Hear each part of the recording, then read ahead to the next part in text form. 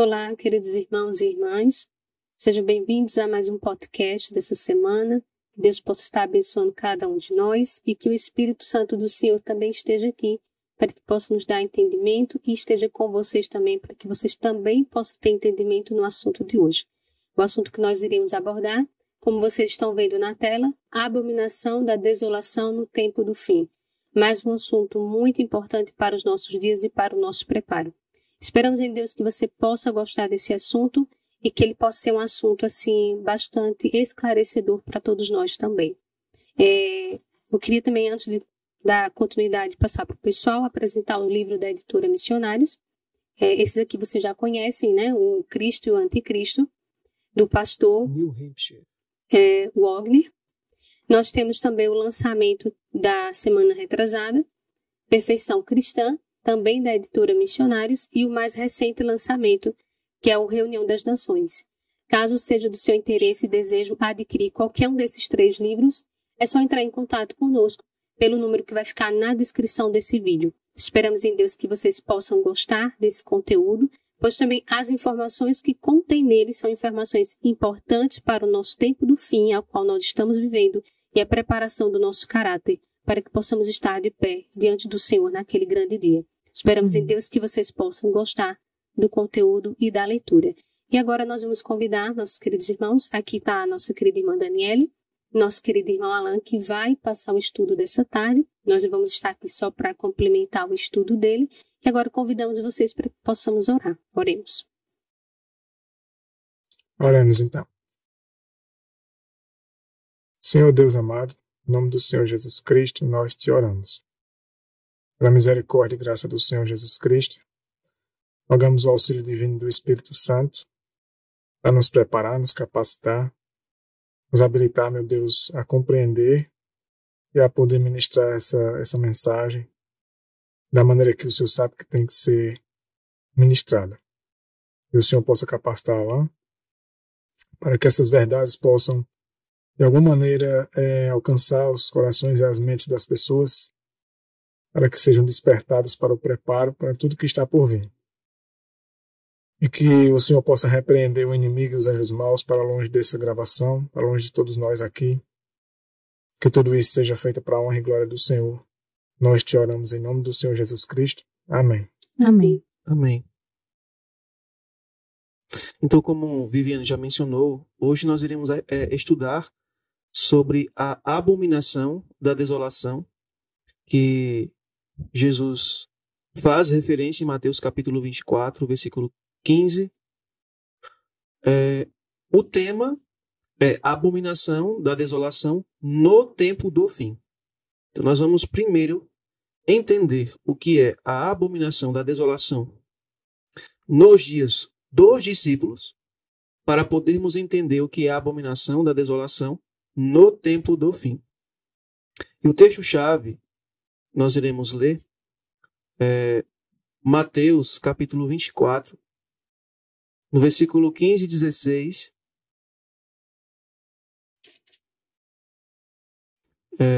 Jesus diz assim, vou ler na Almeida Corrigida Fiel. Quando, pois, virdes que a abominação da desolação, de que falou o profeta Daniel, está no lugar santo, quem lê, entenda. Então, os que estiverem na Judéia, fujam para os montes. Então, de acordo com essas duas passagens, Mateus 24, versículo 15 e 16, vocês vão perceber que a abominação da desolação ela está ligada com a fuga das cidades, com o sair das cidades e habitar, digamos que na zona rural, no campo, e etc. Então nós vamos entender o que é a abominação, iremos entender o que é a desolação, para podermos entender o momento exato em que nós, adventistas do sétimo dia, devemos sair das cidades, deixar de morar nas cidades, para morar no campo. E nós vamos começar entendendo o que é a abominação. O que significa abominação na Escritura? Eu vou ler aqui Ezequiel capítulo 8, para podermos entender o que é abominação. Ezequiel capítulo 8 é um capítulo bem conhecido e é conhecido como o capítulo das abominações. Ezequiel capítulo 8. Aqui é descrito um período em que o povo de Israel estava numa grande e tremenda apostasia. A partir do versículo 3, diz o profeta: E pôs a forma de uma mão, e tomou-me por um cacho da minha cabeça, e o Espírito Santo me levantou entre a terra e o céu, e me trouxe nas visões de Deus para Jerusalém. A porta do portão interno que olha em direção ao norte, onde estava o assento da imagem do ciúme que provoca o ciúme. Verso 4. E eis que a glória do Deus de Israel estava ali, de acordo com a visão que eu vi na planície. Verso 5. Então ele me disse: Filho do homem, levanta os teus olhos em direção ao norte. Assim eu levantei os meus olhos para o caminho em direção ao norte. E eis que ao norte, no portão do altar, ou seja, do altar do santuário terrestre, estava esta imagem de ciúme na entrada. Ou seja, havia uma imagem de algum ídolo, chamada imagem de ciúme, no lado norte, na direção do norte, perto do portão do altar do santuário terrestre. E no versículo 6, Deus diz para o profeta: E disse além disso para mim: Filho do homem, vês tu o que eles fazem? As grandes abominações, palavra-chave, que a casa de Israel comete aqui, para que me afaste do meu santuário, mas vira-te ainda novamente, e tu verás maiores abominações. Então Deus mostra a primeira abominação a Ezequiel. Um ídolo que foi erigido e colocado perto do portão do altar do santuário, e que o povo de Israel, a quem o povo de Israel cultuava. E Deus chama isso de abominação. Só que Deus diz assim: tu verás coisas ainda maiores. E essa palavra maior, ela significa no hebraico maior em quantidade e maior em intensidade. Então o que Deus vai mostrar agora para o profeta Ezequiel é pior do que a imagem de ciúmes. O versículo 7 ele diz: E trouxe-me à porta do átrio, e quando eu olhei, eis um buraco na parede. Então disse-me: Filho do homem, cava agora naquela parede. E quando eu tinha cavado na parede, eis uma porta. E me disse: Entra e contempla as perversas abominações que eles fazem aqui. Assim, eu entrei e vi. E eis toda a forma de coisas rastejantes e animais abomináveis, e todos os ídolos da casa de Israel retratados na parede ao redor. Havia, no santuário terrestre construído por Salomão, havia alguns quartos.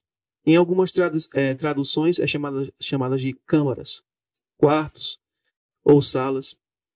E o profeta Ezequiel vê em uma dessas câmaras vários ídolos retratados nas paredes. E olha o que estavam fazendo 70 anciãos da casa de Israel, 70 líderes. Versículo 11. E lá estavam em pé diante deles 70 homens dos anciãos da casa de Israel. E no meio deles estava Jazanias, filho de Zafã. E com cada homem o seu incensário em sua mão. E uma espessa nuvem de incenso subia. Então eles estavam queimando incenso para esses ídolos que estavam retratados nas paredes. Essa foi a próxima abominação. E no versículo 12, Deus disse: Então ele me disse: Filho do homem, viste o que os anciãos da casa de Israel fazem no escuro, ou seja, nas escondidas, cada homem nas câmaras de suas imagens? Pois eles dizem: O Senhor não nos vê, o Senhor abandonou a terra. Ele também me disse: Vira-te ainda novamente, e tu verás maiores abominações que eles fazem. Ou seja, que Deus vai mostrar agora para ele é pior do que essa abominação descrita no versículo 11.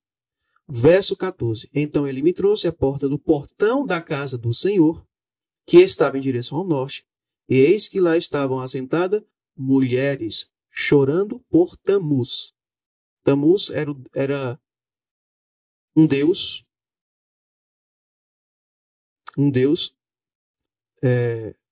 sumeriano, considerado como Deus da vegetação. E essas mulheres israelitas estavam chorando por Tamuz, lamentando por Tamuz. Verso 15. Então ele me disse: Tu viste isso, ó filho do homem? Vira-te ainda novamente, e tu verás maiores abominações do que estas. E aqui no versículo 16, Deus vai encerrar com essa última abominação. Ou seja, eu entendo que essa é a pior abominação. E ele trouxe-me para o átrio interior da casa do Senhor, e eis que a porta do templo, entre o pórtico e o altar, estavam cerca de 25 homens, com suas costas voltadas para o templo do Senhor. Provavelmente era o sumo sacerdote, mais 24 sacerdotes. E com as suas faces em direção ao leste. O leste é justamente a direção da onde o sol nasce. E eles adoravam o sol em direção ao leste. Vejam, quando Deus construiu o santuário, suponhamos que aqui é a entrada do santuário. Então, o santuário, quem estava em frente ao santuário, a porta do santuário de entrada, ficava com as costas viradas para o leste, que é justamente a direção da onde o sol nasce.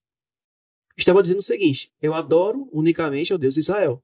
Eu não adoro ao Deus Sol. Só que nesse caso,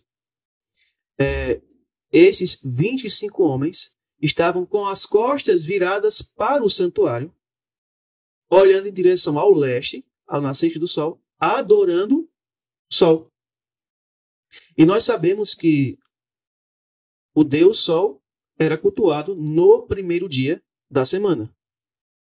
Então, o professo povo de Deus estava numa apostasia tão grande que deixaram de adorar o Deus Criador dos céus, da terra e do mar em seu santo dia, no sábado, para adorar um falso Deus no primeiro dia da semana.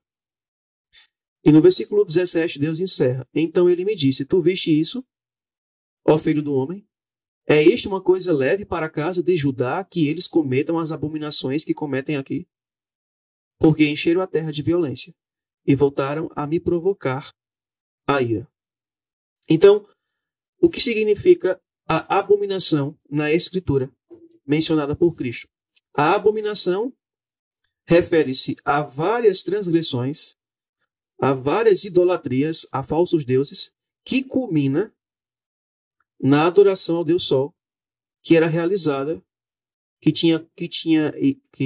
havia um dia dedicado a esse Deus Sol, que era o domingo. Então, começam com todas essas abominações e finalizam na pior: guarda do domingo. Então, a abominação mencionada por Cristo era algo que apontasse para a adoração ao Deus Sol. Agora, o que é a desolação? 2 Crônicas, capítulo 36. 2 Crônicas, capítulo 36. Eu vou ler na Almeida Revista Atualizada.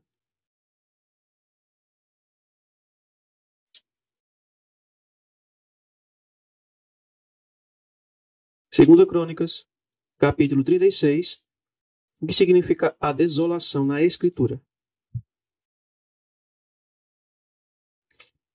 A partir do versículo 11 diz assim: Tinha Zedequias a idade de 21 anos quando começou a reinar, e reinou 11 anos em Jerusalém. Fez o que era mal perante o Senhor, seu Deus, e não se humilhou perante o profeta Jeremias, que falava da parte do Senhor.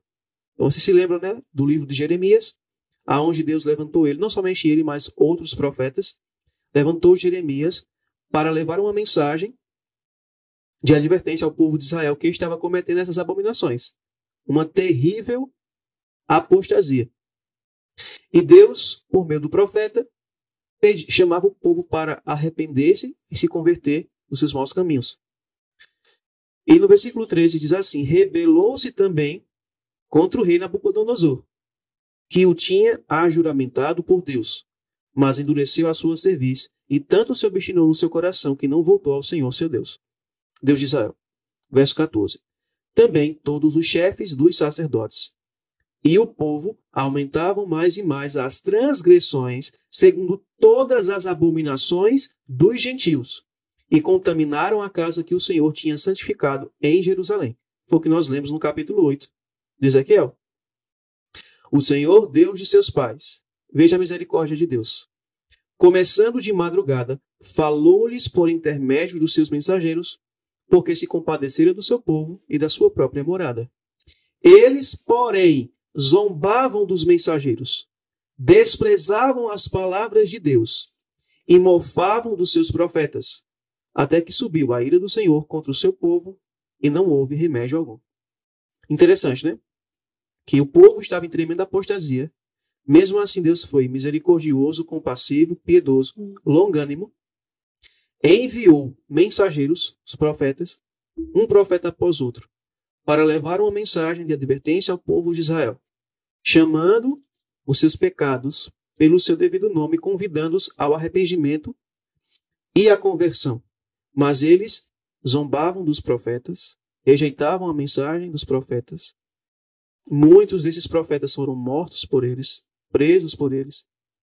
Eles rejeitaram a mensagem profética. É interessante que hoje ocorre a mesma coisa com o espírito de profecia. No versículo 17, depois que eles cometem todas essas abominações, e que Deus, com grande paciência, envia mensageiro após mensageiro, convidando-os, venham, venham, eles não quiseram, endureceram o coração.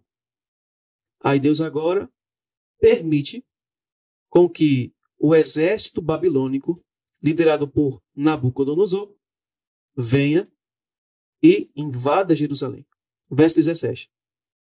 Por isso o Senhor fez subir contra ele o rei dos caldeus, o qual matou os seus jovens à espada na casa do seu santuário, e não teve piedade nem dos jovens, nem das donzelas, nem dos velhos, nem dos mais avançados em idade, a todos os deuses nas suas mãos.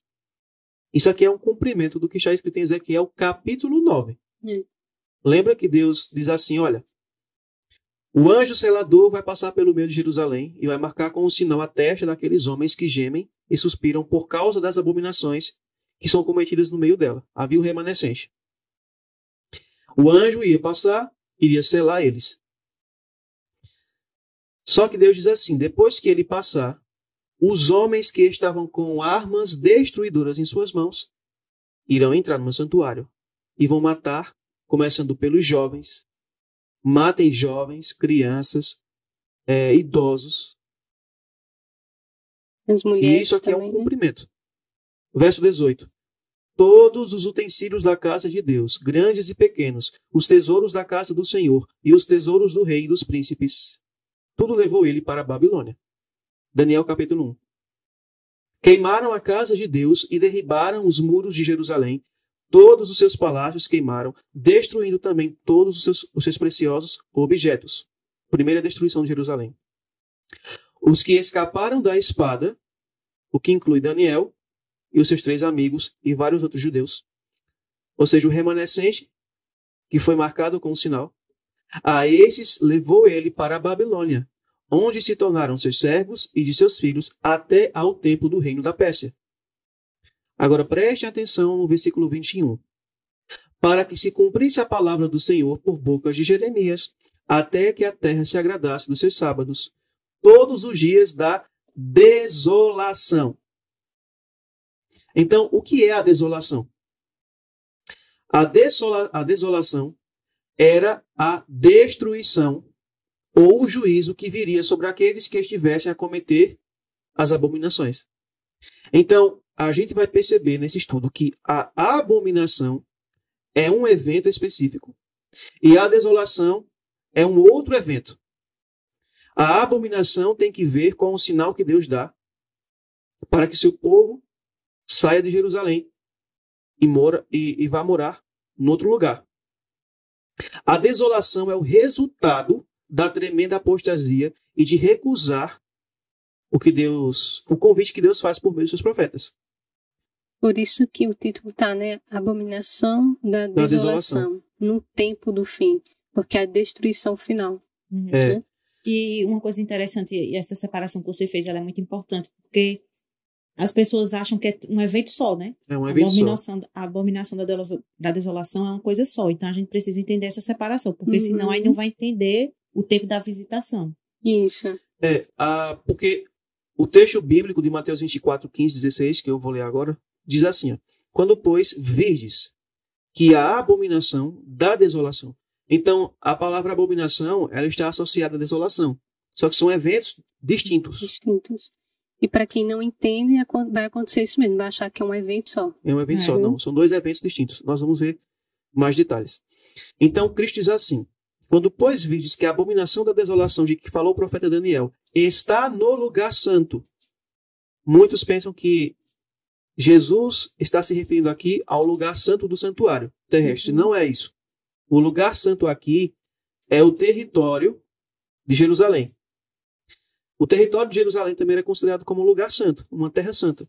Então, quando a abominação fosse colocada no lugar santo em terra, na terra de Israel, aí Cristo diz: quem lê, entenda. Então, os que estiverem na Judéia, fujam para os montes. Ou seja, quando a abominação viesse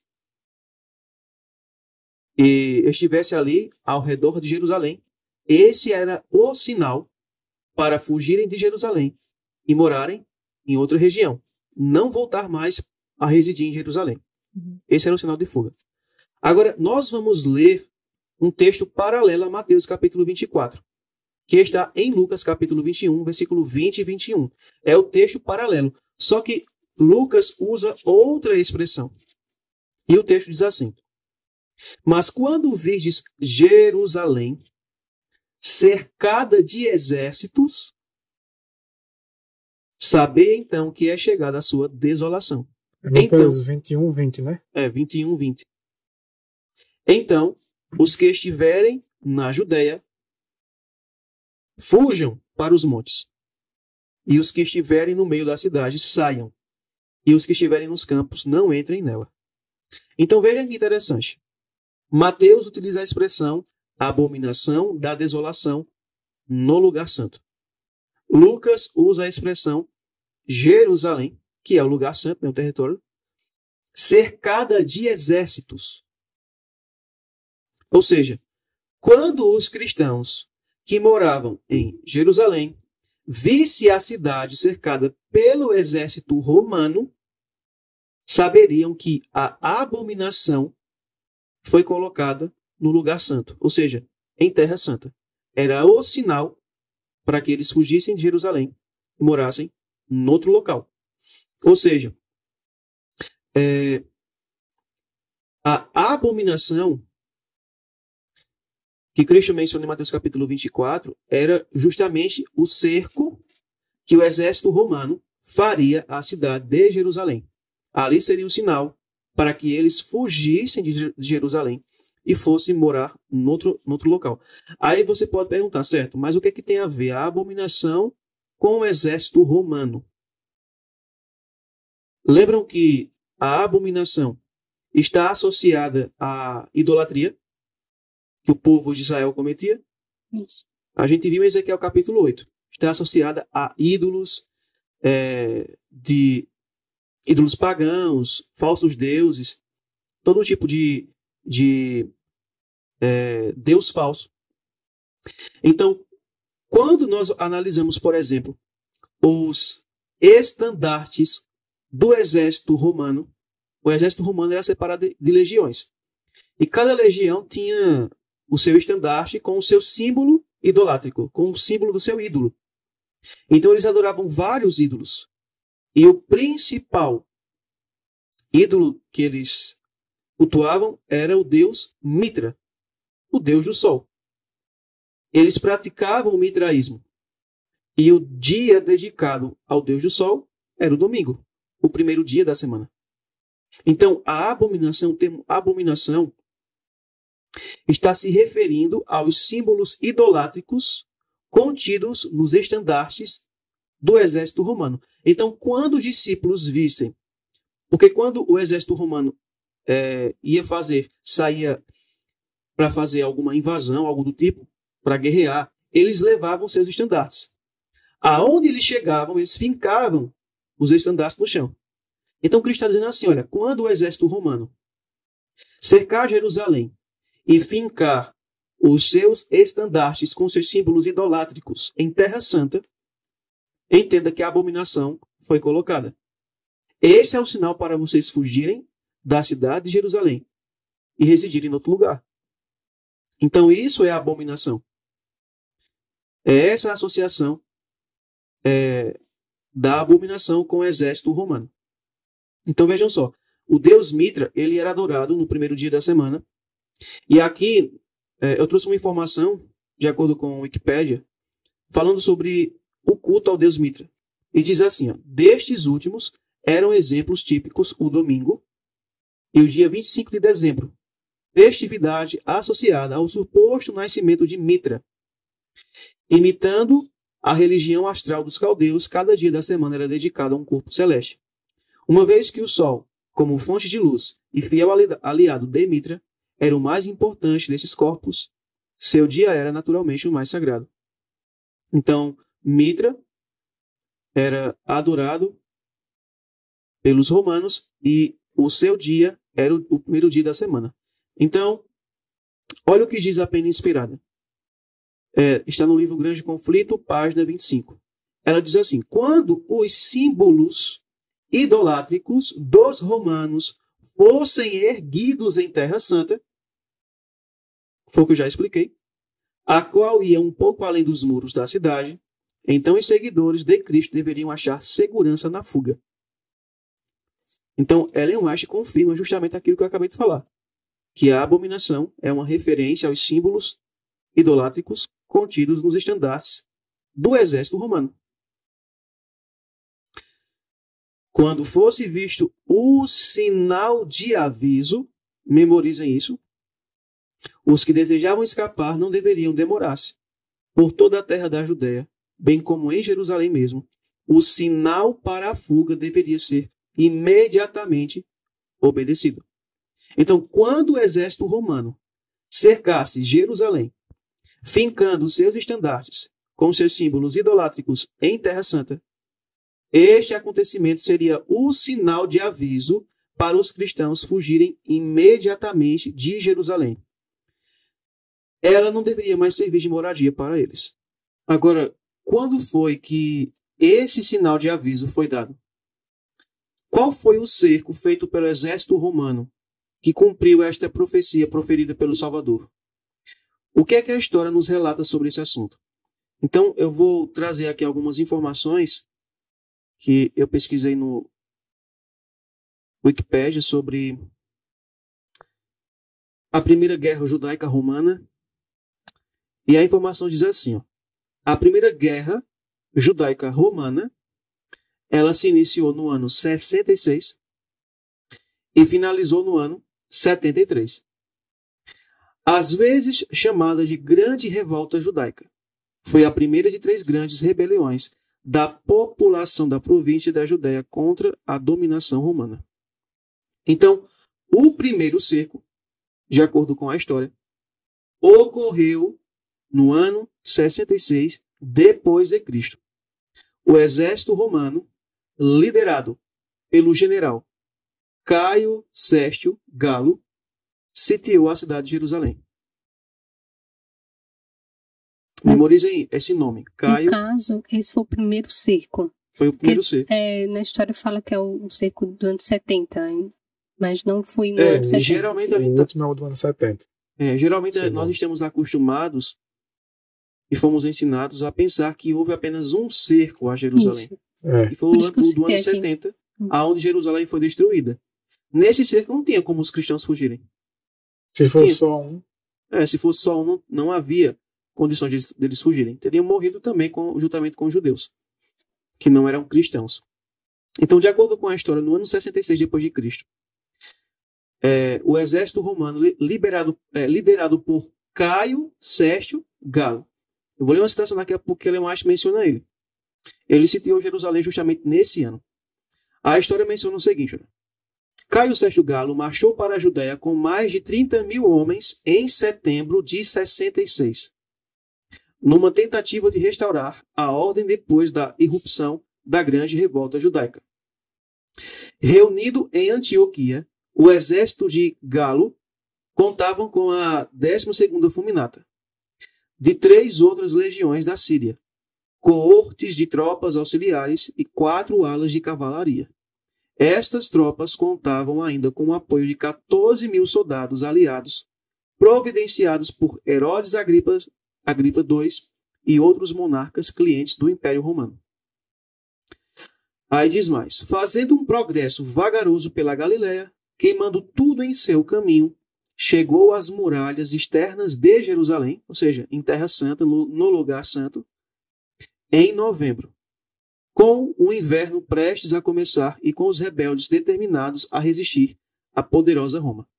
Então, o exército romano, em setembro de 66 d.C., liderado por Caio Sérgio Galo, saem vagarosamente pela Galiléia, marchando rumo a Jerusalém. Saem no mês de setembro e chegam no mês de novembro. Então, no mês de novembro do ano 66 d.C., ocorre o primeiro cerco a Jerusalém, liderado por Caio Sérgio Galo. Ou seja, a abominação mencionada por Cristo em Mateus capítulo 24, versículo 15, se cumpriu quando o exército romano cercou Jerusalém, erguendo seus estandartes com seus símbolos idolátricos em Terra Santa. Agora prestem atenção no seguinte. Deus, ele trabalha da seguinte maneira. Primeiro, Deus dá o sinal de aviso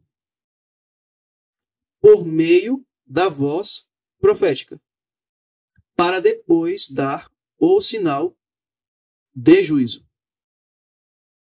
Sinal de aviso por intermédio da voz profética e depois vem o sinal de juízo. Primeiro vem a abominação para avisar, depois vem a desolação, que é a destruição final.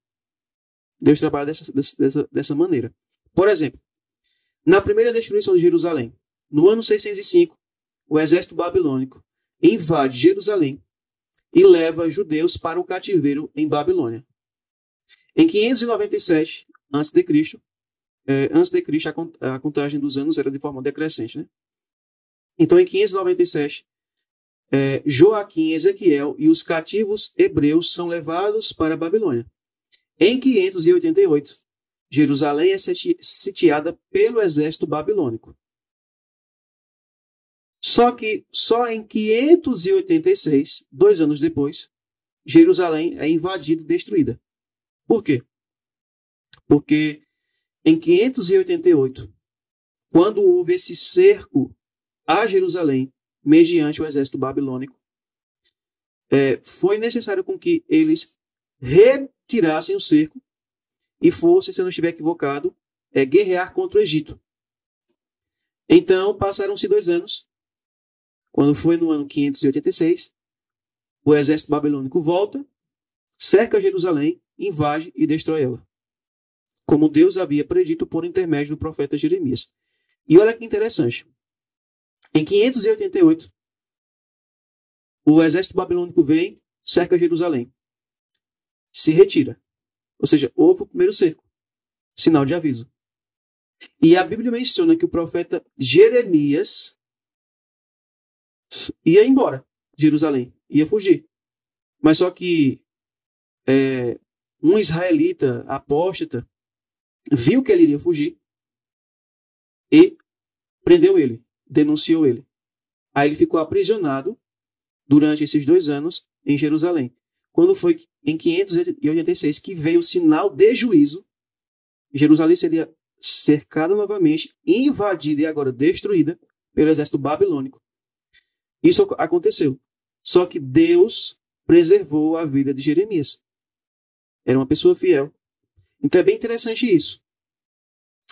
Então, por meio da voz profética, Deus avisou ao povo de Israel que se eles não se convertessem ao Senhor de todo o seu coração e não seguissem as ordens divinas, o juízo viria sobre eles. lembram que a mensagem de Jeremias, a princípio, era um chamado ao arrependimento e à conversão das apostasias e abominações que eles estavam cometendo. Só que depois Deus acrescentou mais algo na mensagem dele. E o que era? Que eles se submetessem ao jugo babilônico. Se submetam. Senão, eu enviarei o rei do norte. Babilônia vai vir e vai destruir vocês. Só que eles não se submeteram. Então, no ano 588, houve um cerco. O exército retirou-se. Jeremias ia fugir, só que pegaram ele e o prenderam. Passaram-se 2 anos. Em 586, o exército babilônico voltou, cercou Jerusalém, invadiu e destruiu ela pela primeira vez. Então Deus trabalha dessa forma. Deus dá o sinal de aviso para que o povo possa fugir quando o sinal se cumprir. Então Deus dá o sinal de aviso por intermédio do profeta verdadeiro, para só então, depois, o sinal de juízo vir. A desolação, a destruição. Então Deus trabalha dessa seguinte maneira.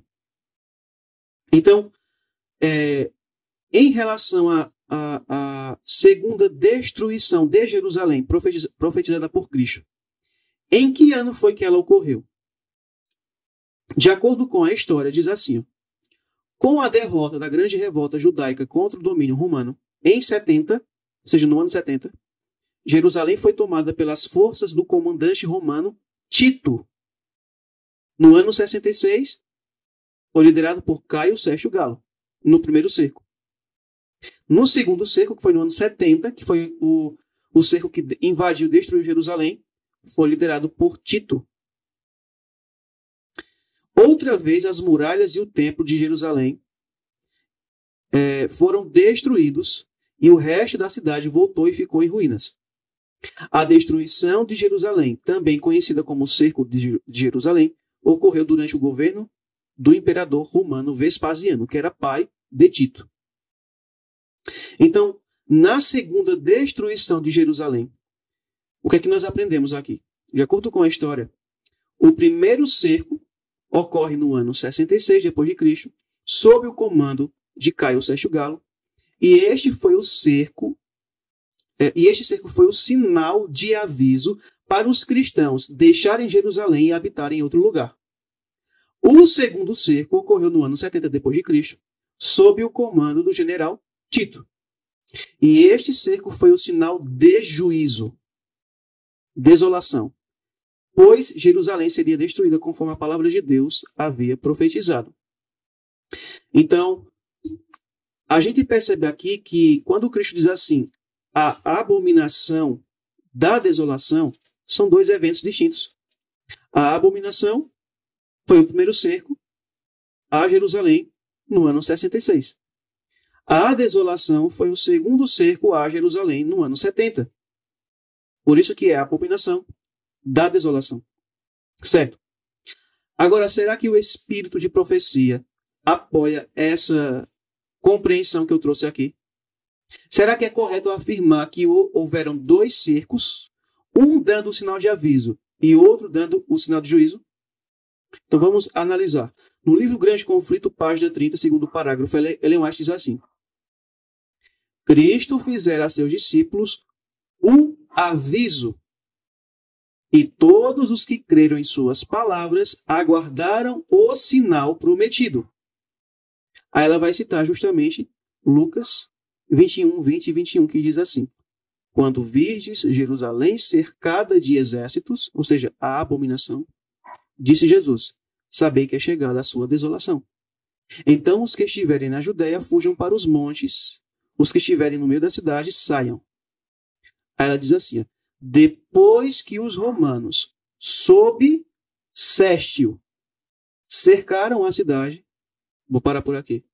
Então ela reconhece que o sinal de aviso, o sinal prometido por Cristo para os seus discípulos, era quando Sestio estava liderando os romanos.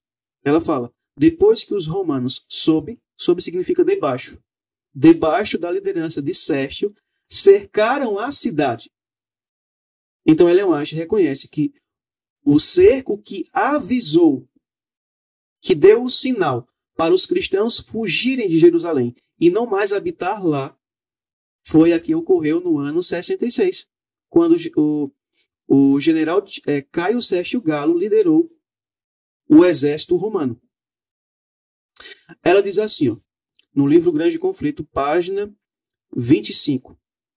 Quando os símbolos idolátricos dos romanos fossem erguidos em Terra Santa, a qual ia um pouco além dos muros da cidade, então os seguidores de Cristo deveriam achar segurança na fuga. Quando fosse visto o sinal de aviso, os que desejavam escapar não deveria demorar-se. Por toda a terra da Judéia, bem como em Jerusalém mesmo, o sinal para a fuga deveria ser imediatamente obedecido. Agora uma pergunta. Como foi que os cristãos conseguiram fugir? Como foi que eles conseguiram obedecer ao sinal de aviso dado por Cristo de maneira imediata, se Jerusalém estava cercada pelo exército romano?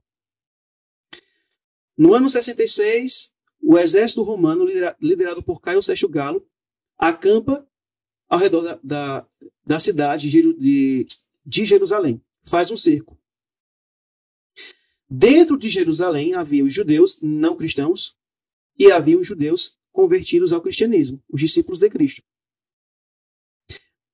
Os próprios judeus, haviam várias facções judaicas que lutavam entre si. E eles não gostavam dos cristãos. Tanto é que eles perseguiram os cristãos. Aí a pergunta é, como é que os cristãos iriam fugir? Se eles estavam cercados pelo exército romano e havia ainda os judeus que faziam parte de várias facções que lutavam contra si e odiavam os cristãos. Simples. Olha o que a história relata.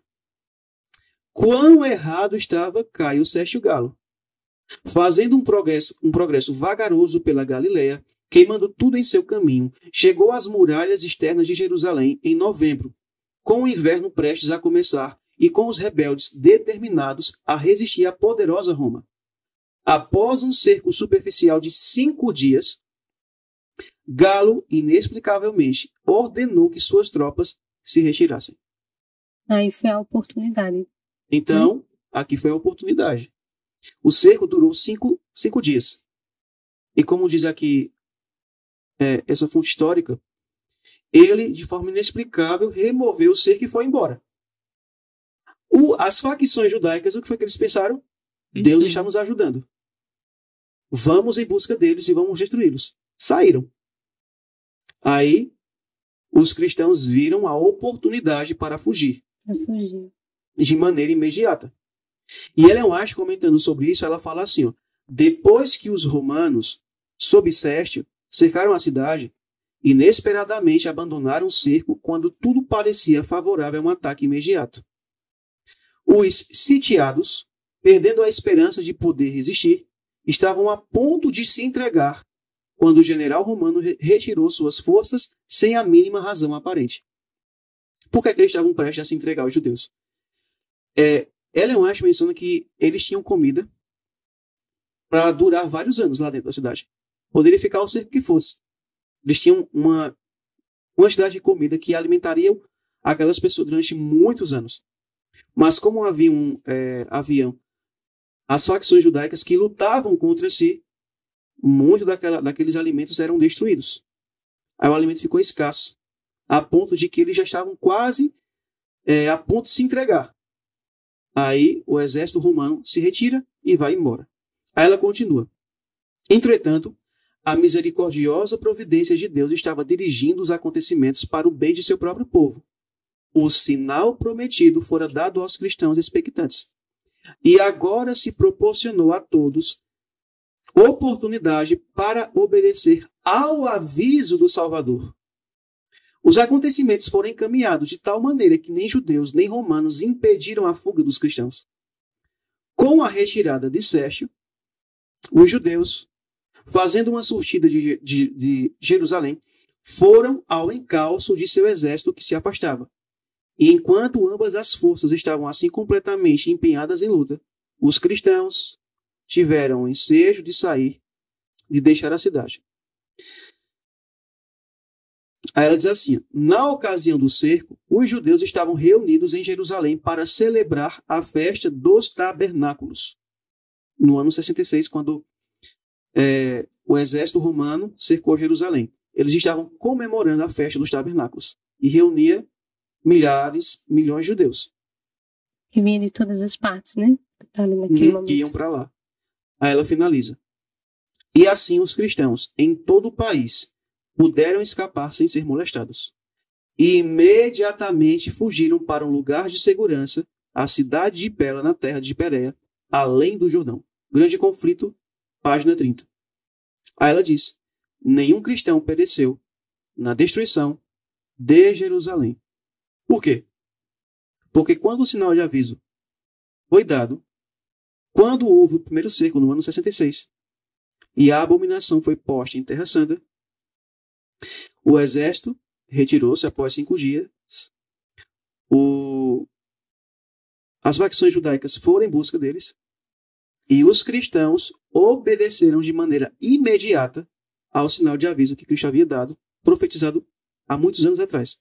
Por isso que eles não pereceram na destruição de Jerusalém no ano 70, quando houve o segundo cerco. Eles foram poupados porque imediatamente obedeceram à voz profética que dera o aviso. Então, eles não saíram no ano 70, saíram antes. Saíram antes. Porque quando veio o ano 70, já veio de vez. Eles saíram mais ou menos 3 anos e meio.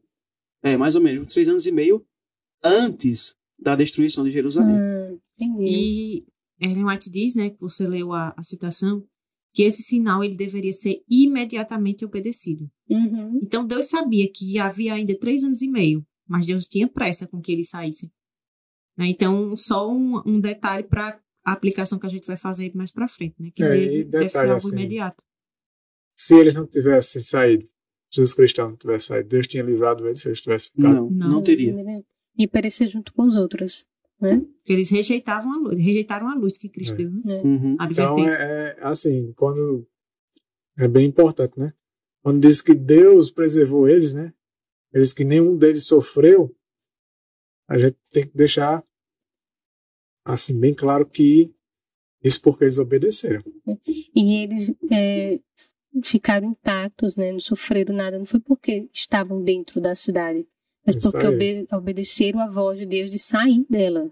Né? E já não estava mais nela quando aconteceu o último cerco final. Tem esse detalhe. Porque o próximo cerco não tinha chance, não. Não tinha chance. Agora vejam só. Era o de destruição. Ou seja, mas a gente vai falar isso mais pra frente, né? Não, uma coisa também interessante que a gente precisa dizer assim, que muitas pessoas dizem assim: não, mas o Deus que protege aqui é o Deus que protege lá. E por que Deus mandou sair? Né? Então a gente precisa entender todo o contexto, né? Quando o Alan for fazer a aplicação, aí a gente pode falar um pouco melhor sobre isso.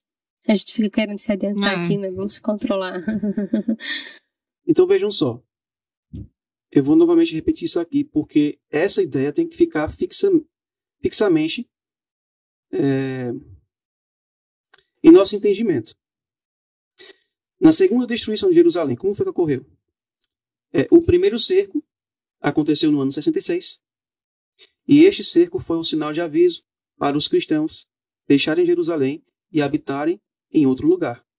O segundo cerco ocorreu no ano 70 depois de Cristo, e este cerco foi o sinal de juízo, pois Jerusalém seria destruída, conforme a palavra de Deus havia profetizado. E como eu havia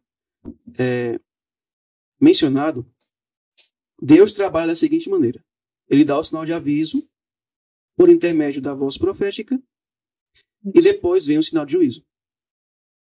Quem era a voz profética para os cristãos? Jesus. Só que a história relata que houve um homem desconhecido que passou 7 anos, não foi? E também foi a voz profética de Deus para aquela nação. E o povo os judeus gostavam deles? Não. Veja o que é que fizeram com ele. Vejam a tamanha misericórdia de Deus para com um povo rebelde, dando a oportunidade a eles para serem despertados e se arrependerem, mas não quiseram. Aí vejam só. Existia um judeu chamado Flávio Josefo, ele era de uma linhagem de sacerdotes e reis, era uma pessoa de uma família assim que tinha muito dinheiro, de influência, e ele foi criado nas escolas dos saduceus, essênios e fariseus. Só que quando ele teve mais ou menos, acho que 18, 19 anos, ele tornou-se um adepto somente do farisaísmo. Então ele era um judeu da seita dos fariseus. E ele participou desse conflito dos judeus contra os romanos. Só que ele se entregou.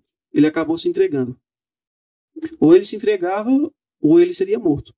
Então ele acabou se entregando e acabou tornando-se um intermediário entre os judeus que estavam em Jerusalém e os romanos.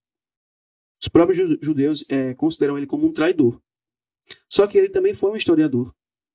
E ele relatou alguns detalhes do que aconteceu naquela época. Porque ele presenciou os cercos a Jerusalém. Aí Flávio Joséfo, falando sobre esse homem desconhecido, ele diz assim, ó: durante 7 anos, um homem esteve a subir e descer as ruas de Jerusalém, declarando as desgraças que deveriam sobrevir à cidade. De dia e de noite, cantava ele funebremente. Uma voz do Oriente, uma voz do Ocidente, uma voz dos 4 ventos. Uma voz contra Jerusalém e contra o templo. Uma voz contra os noivos e as noivas, uma voz contra o povo. Este ser estranho foi preso e açoitado, mas nenhuma queixa lhe escapou dos lábios. Aos insultos e maus tratos respondia somente: ai, ai de Jerusalém! Ai, ai dos habitantes dela! Seu clamor de aviso. Olha o que Joséfo escreveu. Seu clamor de aviso não cessou senão quando foi morto no cerco que havia predito. Agora, vejam o que Jesus fala sobre a destruição de Jerusalém. Em Mateus capítulo... Não, 1 Lucas capítulo 19, a partir do versículo 41, Cristo diz assim: quando Jesus ia chegando a Jerusalém, aqui foi na entrada triunfal de Cristo, né? Vendo a cidade, chorou por ela, dizendo: ah, se você soubesse ainda hoje o que é preciso para conseguir a paz. Mas isto está agora oculto aos seus olhos. Pois virão dias em que os seus inimigos cercarão você de trincheiras e apertarão o cerco por todos os lados. Cristo aqui está falando do ano 70, do segundo cerco, liderado por Tito. E vão arrasar você e matar todos os seus moradores. Não deixarão pedra sobre pedra, porque você não reconheceu o tempo em que Deus veio visitá-la. Ou seja, o Messias veio em carne humana e eles rejeitaram. E em Mateus 24, 1 e 2, Cristo diz: Jesus saiu do templo, e enquanto caminhava, os seus discípulos se aproximaram para lhe mostrar as construções do templo. Ele, porém, lhes disse: vocês estão vendo todas essas coisas? Em verdade, lhes digo que não ficará aqui pedra sobre pedra que não seja derrubada. Então, esses versos que eu li em Mateus capítulo 24 e Lucas capítulo 19 estão falando diretamente sobre o segundo cerco, sobre, de fato, a destruição de Jerusalém no ano 70. No livro O Grande Conflito, página 31, Ellen White fala assim: terríveis foram as calamidades que caíram sobre Jerusalém quando o cerco foi reassumido por Tito. A cidade foi assaltada na ocasião da Páscoa. Quando foi liderado por Sérgio, no ano 66, era a festa dos tabernáculos. Mas quando Tito reassumiu o cerco, foi no ano 70, mais de 3 anos depois, e na ocasião da Páscoa, quando milhões de judeus estavam reunidos dentro de seus muros. Ela diz: milhares pereceram pela fome e pela peste. A afeição natural parecia ter desaparecido. Maridos roubavam de sua esposa e esposas de seu marido. Viam-se filhos arrebatar o alimento da boca de seus pais idosos. A pergunta do profeta: pode uma mulher esquecer-se tanto de seu filho que cria? Isaías 49:15. Recebeu dentro dos muros da cidade condenada a resposta: As mãos das mulheres piedosas cozeram os próprios filhos, serviram-lhes de alimento na destruição da filha de meu povo. Lamentações, capítulo 4, versículo 10. Então, na primeira destruição de Jerusalém, as mães matavam os filhos, cozinhavam e comiam. Na segunda destruição de Jerusalém, no ano 70, a mesma coisa. E Flávio Joséfo, falando sobre isso, ele descreve o seguinte: ela, a mãe, então tentou a coisa mais natural, e agarrando seu filho, que era uma criança de peito, disse: ó pobre criança, para quem eu te preservarei nesta guerra, nesta fome e nesta rebelião? Logo que acabou de dizer isto, ela matou seu filho e então assou-o, e comeu metade dele, e guardou a outra metade escondida para si. Quando eu leio isso, eu entendo o que Cristo fala em Mateus 24, 19. Ai das que estiverem grávidas e das que amamentarem naqueles dias. Nossa, isso foi tão forte. A Ellen White, ela fala assim: os chefes romanos esforçaram-se por infundir terror aos judeus e assim fazê-los render-se. Os prisioneiros que resistiam ao cair presos eram açoitados, torturados e crucificados diante do muro da cidade. Centenas eram diariamente mortos desta maneira. E essa horrível obra prolongou-se até que, ao longo do vale de Josafá e no Calvário, se erigiram cruzes em tão grande número que mal havia espaço para mover-se entre elas. Então, o morticínio foi terrível. Ela diz mais: em sua fúria, os soldados lançaram tochas ardentes nas salas contíguas ao templo, e com a espada assassinavam em grande número os que ali tinham procurado refúgio. O sangue corria como água pelas escadas do templo abaixo. Milhares e milhares de judeus pereceram.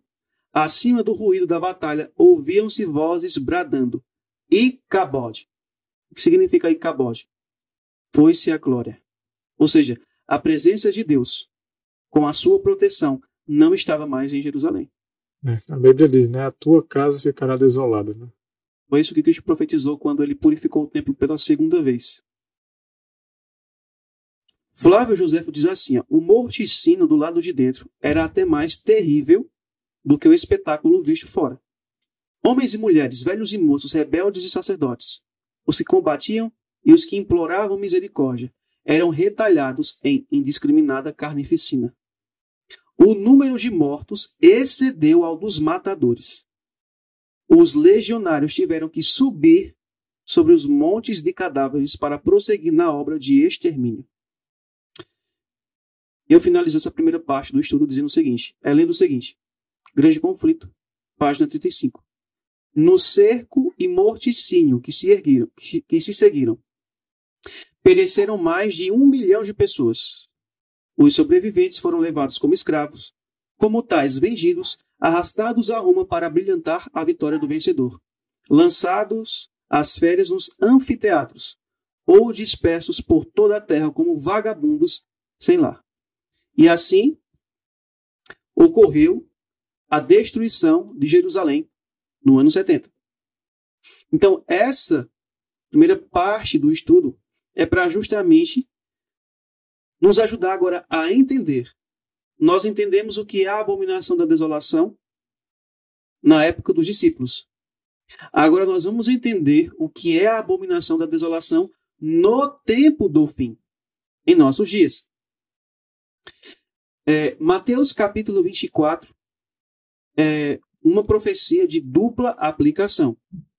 Tem a sua aplicação na época dos discípulos e tem a sua aplicação em nossos dias, nos últimos dias.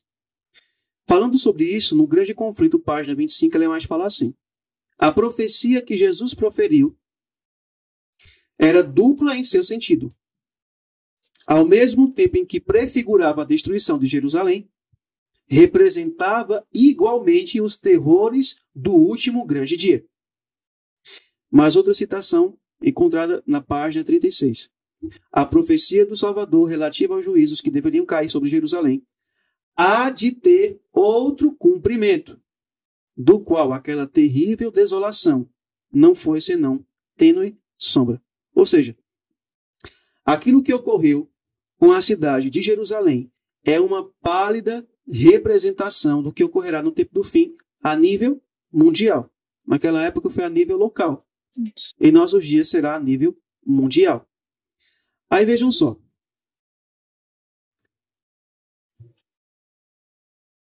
Na segunda destruição de Jerusalém, o primeiro cerco ocorreu no ano 66, dando o sinal de aviso. O segundo cerco ocorreu no ano 70, dando o sinal de juízo. No tempo do fim, tem que ser do mesmo jeito. Porque, como nós acabamos de ler, o que ocorreu a nível local com Jerusalém é uma maquete ou uma tipologia do que vai acontecer a nível mundial nos últimos dias. Então, se naquela época houveram 2 cercos, um sinal de aviso e um sinal de juízo, então no tempo do fim tem que haver o cerco que representará o sinal de aviso, porque Deus tem que avisar o seu povo, e o cerco que representará o sinal de juízo. E eu pergunto, quem é a voz profética para nós? Para os adventistas do sétimo dia hoje? Ellen White. Ellen White.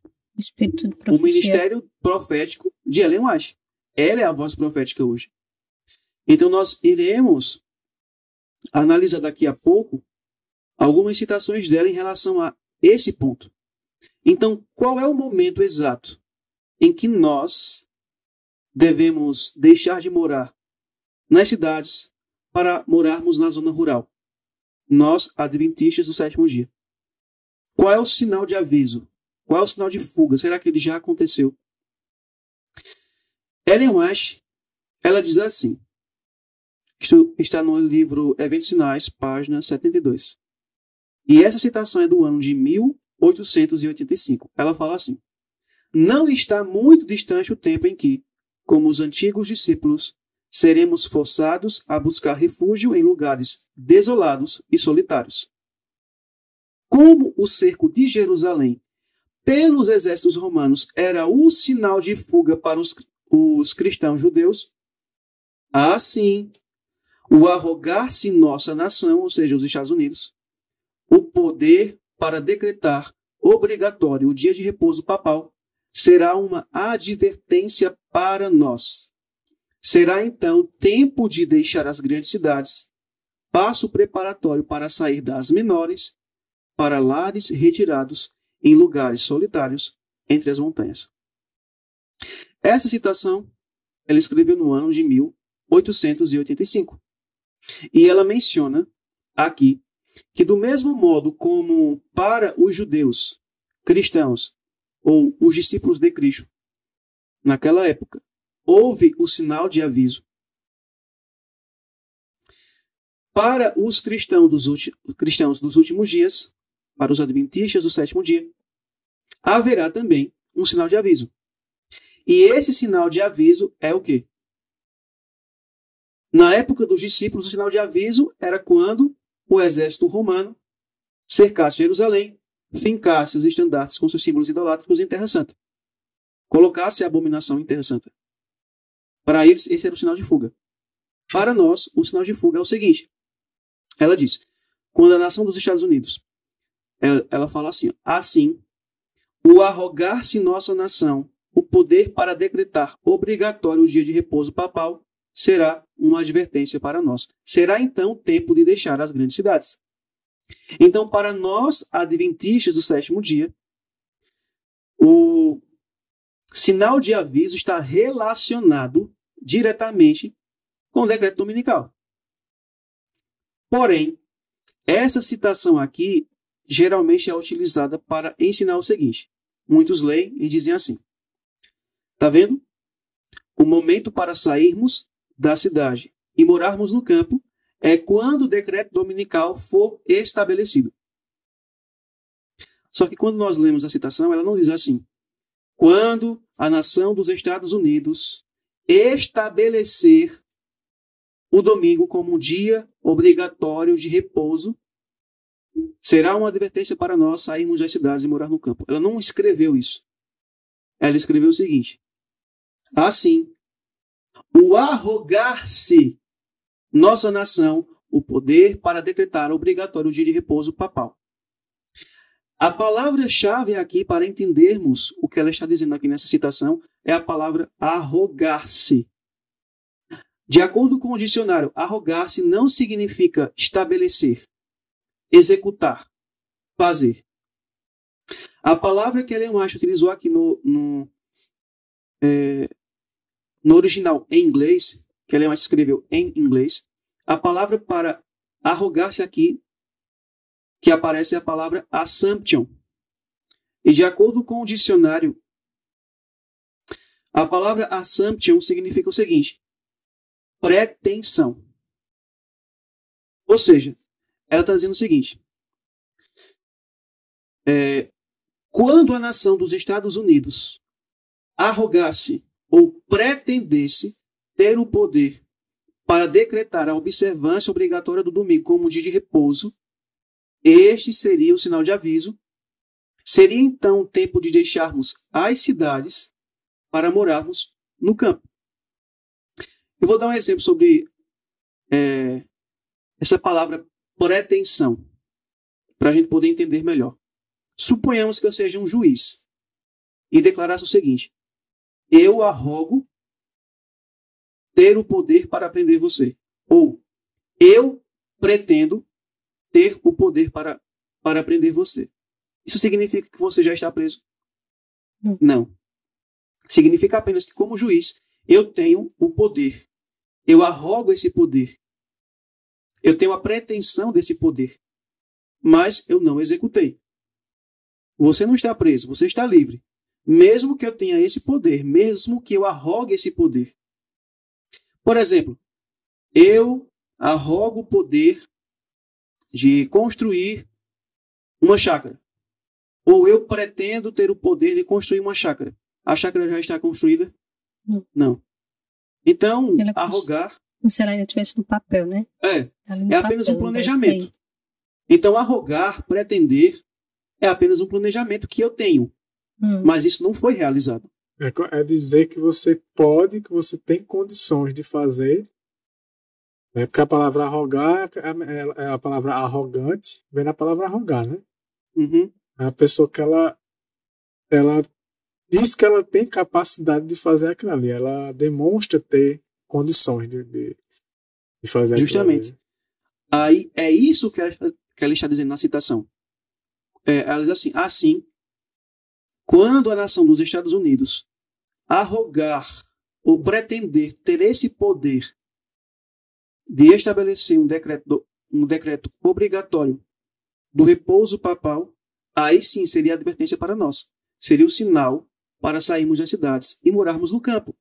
Aí a pergunta é: alguma vez a nação dos Estados Unidos pretendeu ter o poder para decretar a observância obrigatória do domingo como um dia de repouso? Será que houve alguma vez na história em que a nação dos Estados Unidos arrogou ou pretendeu o poder para decretar? De acordo com a história, no livro Lei Dominical Nacional, página 8, no Senado dos Estados Unidos, em 21 de maio de 1888, o senador Blair apresentou o seguinte projeto de lei, lido 2 vezes e encaminhado para a Comissão de Educação e Trabalho.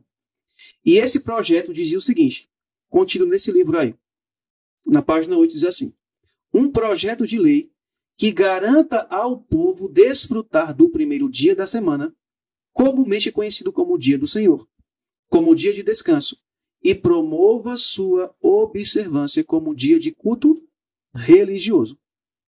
Então, o primeiro cerco aos adventistas do sétimo dia ocorreu em 21 de maio de 1888, 3 anos depois da citação que eu acabei de ler, de Ellen White. Depois dela citar esse texto, aí ela escreveu essa citação em 1885, né?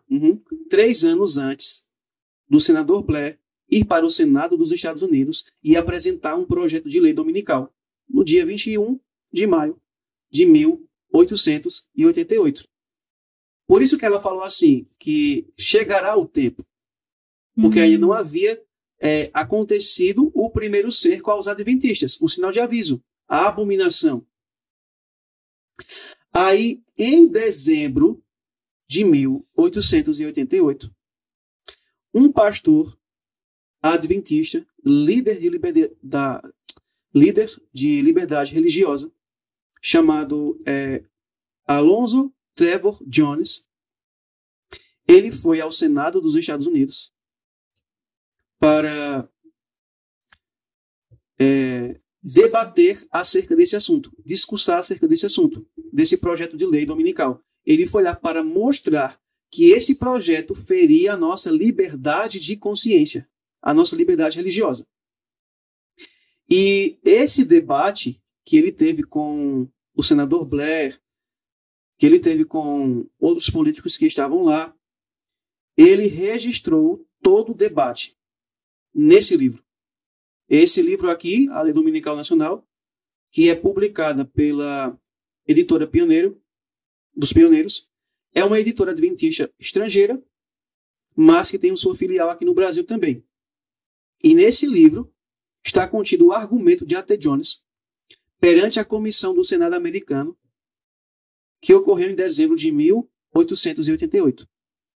Seria muito bom se as pessoas adquirissem para estudar, para ver o debate como aconteceu na íntegra.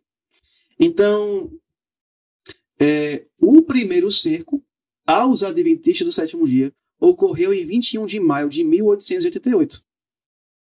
Aí no livro Apocalipse 13, publicado pela CPB, do autor Marvin, no capítulo 19, que tem o título assim, Os Estados Unidos e a Marca da Besta, ele comenta o seguinte: em 21 de maio de 1888, o senador Blair, de New Hampshire, apresentou um projeto de lei no Congresso dos Estados Unidos que, se tivesse sido aprovado, teria separado o domingo como um dia nacional de adoração religiosa.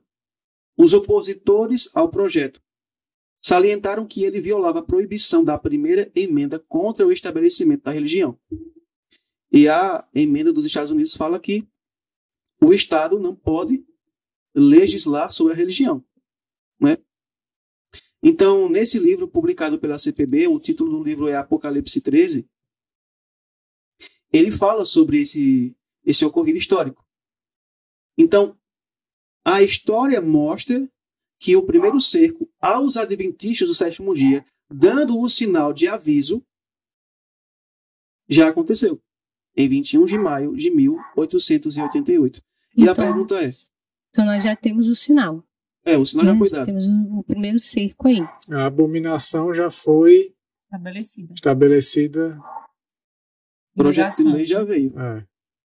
Uma coisa assim, que uma vez eu vi um argumento de um adventista, ele tem um canal no YouTube, e ele falando justamente sobre isso, né? Dizendo que esse cerco, ele não pode ser considerado um cerco de aviso. Por quê? Por causa do intervalo de tempo.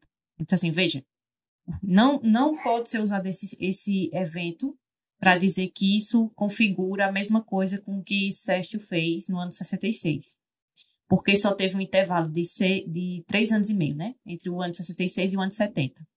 Aí eu fiz a seguinte pergunta para ele, né? No comentário lá. Certo, se esse não foi o cerco, então nós não estamos aguardando o decreto, mas sim um cerco, outro cerco de aviso, porque Deus não vai fazer nada sem primeiro alertar seus filhos. Então, qual seria? Outra coisa. Será que era plano de Deus que durasse tanto tempo? Porque, veja só, essa citação dela foi em 1885. O cerco aconteceu em 1888.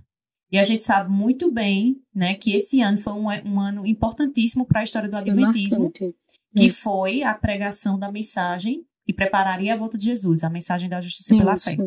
E quando a gente lê a mensagem do terceiro anjo, em 1893, 6 anos depois desse evento, a imagem da besta estava se formando nos dias de Ellen White para que o decreto dominical fosse estabelecido. E por que isso não aconteceu? Porque o povo de Deus rejeitou a mensagem. Tivemos que peregrinar nesse mundo mais 40 anos, assim como o povo de Israel. Então, você dizer que esse evento ele não pode ser configurado como um cerco de aviso por causa do intervalo de tempo grande que há entre ele, temos que levar em consideração a rejeição da mensagem. Por que o cerco de juízo veio logo depois do ano 70? Porque os cristãos obedeceram à voz de Deus. Se o povo de Deus tivesse obedecido também em 1888, aceitado a mensagem, então pouco tempo depois tinha se cumprido Cristo teria voltado. O cerco de juízo. Então, esse longo período que nós vivemos hoje, não era que Deus gostaria que a gente ainda tivéssemos nele, né? Uhum. Porque como você relatou aí, se o povo tivesse aceitado essa mensagem em 1888, nós não estaríamos aqui nesse momento, né? Cristo já teria voltado. Isso, então mais uma vez o povo naquela época rejeitou a mensagem. Mas a gente tem que levar em consideração que o sinal já foi dado. E a pergunta que eu faria a essa pessoa é a seguinte: onde está escrito na Bíblia e no Espírito de Profecia que o que aconteceu em 21 de maio de 1888 não pode ser considerado como o primeiro cerco aos adventistas por conta do intervalo de tempo? Onde é que está escrito isso? Em nenhum lugar. Foi ele que inventou. Então vejam só. Aqui é o que a história registra, né? A pergunta que eu faço é: será que Ellen White, a voz profética que Deus levantou, reconhece que esse fato histórico que ocorreu em 21 de maio de 1888 era o primeiro cerco aos adventistas? Era o sinal de aviso? Será que ela reconhece isso? Olha o que ela diz. Isso que eu vou ler está escrito no livro Eventos Finais, página 125. E a data dessa citação, disso que ela escreveu, é no dia 11 de dezembro de 1888, meses depois do projeto ser levado para o Senado dos Estados Unidos. E 2 dias antes de A.T. Jones ir para o Senado dos Estados Unidos debater lá. Ela diz: por muitos anos temos esperado que seja promulgada uma lei dominical em nosso país. E agora que o movimento está precisamente diante de nós, perguntamos: o que nosso povo pretende fazer nesse sentido? Devemos buscar especialmente a Deus, pedindo que agora seja concedida graça e poder a seu povo. Outra citação, agora do dia 18 de dezembro do mesmo ano, ela fala: vemos que estão sendo feitos esforços para restringir nossas liberdades religiosas. A questão dominical agora está assumindo grandes proporções. Uma emenda à nossa Constituição está sendo solicitada no Congresso. E quando obtida, a opressão deve seguir. Eu quero perguntar: você está acordado para este assunto? E eu pergunto: será que os adventistas de hoje estão acordados para este assunto? E você percebe que a noite chega quando ninguém pode trabalhar? Outra citação do mesmo ano. O movimento dominical agora está caminhando na escuridão. Os líderes estão escondendo a verdadeira questão e muitos que se unem no movimento não veem para onde a subcorrente está tendendo. Suas profissões são leves e aparentemente cristãs, mas quando falar, revelará o espírito do dragão. Ela está citando aqui Apocalipse 13, 11, né? Agora, no ano de 1889, no mês de janeiro, ela diz assim: devemos mostrar ao mundo que reconhecemos nos eventos que estão ocorrendo agora, em conexão com o movimento da Reforma Nacional, o cumprimento das profecias. Aí ela diz: o que proclamamos nos últimos 30 ou 40 anos viria, agora está aqui. E a trombeta de todo vigia nas muralhas de Sião deve dar o alarme. Eu pergunto: será que nós estamos dando esse alarme hoje?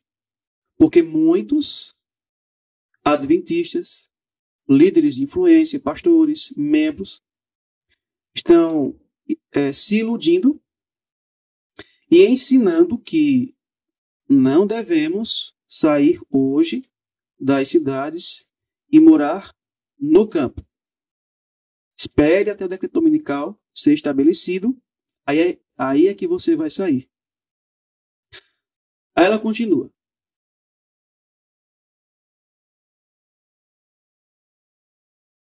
A profecia representa o protestantismo como tendo chifres semelhantes a cordeiros, mas falando como um dragão. Já estamos começando a ouvir a voz do dragão. Há uma força satânica impulsionando o movimento dominical, mas está oculto. Até os homens que estão engajados no trabalho estão cegos para os resultados que seguirão seu movimento. Aí ela diz mais assim. Essa citação foi escrita agora, essa que eu vou ler, foi escrita em 1897. O decreto que impõe a adoração do domingo deve ser divulgado em todo o mundo. Em um grau limitado, ele já foi adiante. Então, essas citações que ela escreveu, citações do ano de 1888, 1889, 1897, elas demonstram claramente que ela reconheceu que o primeiro cerco aos adventistas ocorreu em 21 de maio de 1888, quando o senador Blair levou o projeto de lei que propunha a observância obrigatória nacional do domingo nos Estados Unidos. Então ela reconheceu isso. O primeiro cerco já aconteceu.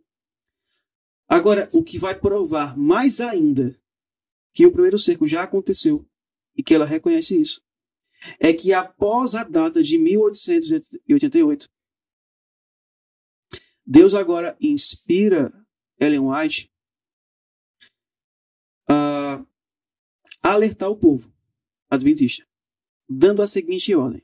Essa citação que eu vou ler se encontra no livro Eventos Finais, página 57, e foi escrita no ano 1903. Ela diz: saí das cidades o mais depressa possível e comprai um pequeno trato de terra onde possais ter um jardim em que os vossos filhos possam ver as flores crescerem e delas aprenderem lições de simplicidade e pureza.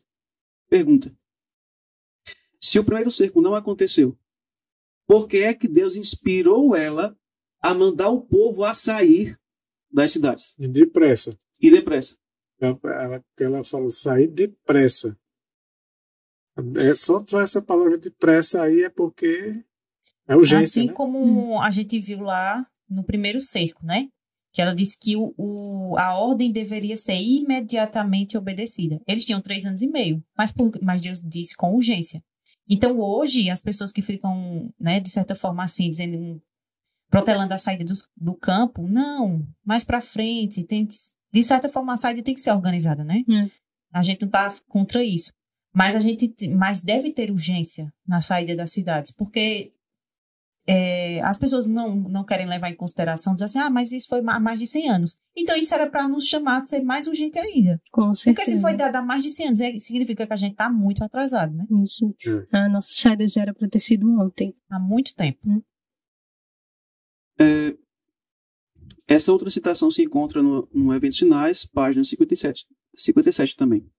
Ela diz, só que essa citação foi escrita no ano 1906. Para fora das cidades é minha mensagem neste tempo. Estais certos de que o apelo é para que o nosso povo fixe residência a quilômetros de distância das grandes cidades. Uma olhadela a São Francisco, que era uma cidade ímpia na época dela, do modo como é hoje, falaria a vossa inteligência, mostrando-vos a necessidade de sair das cidades.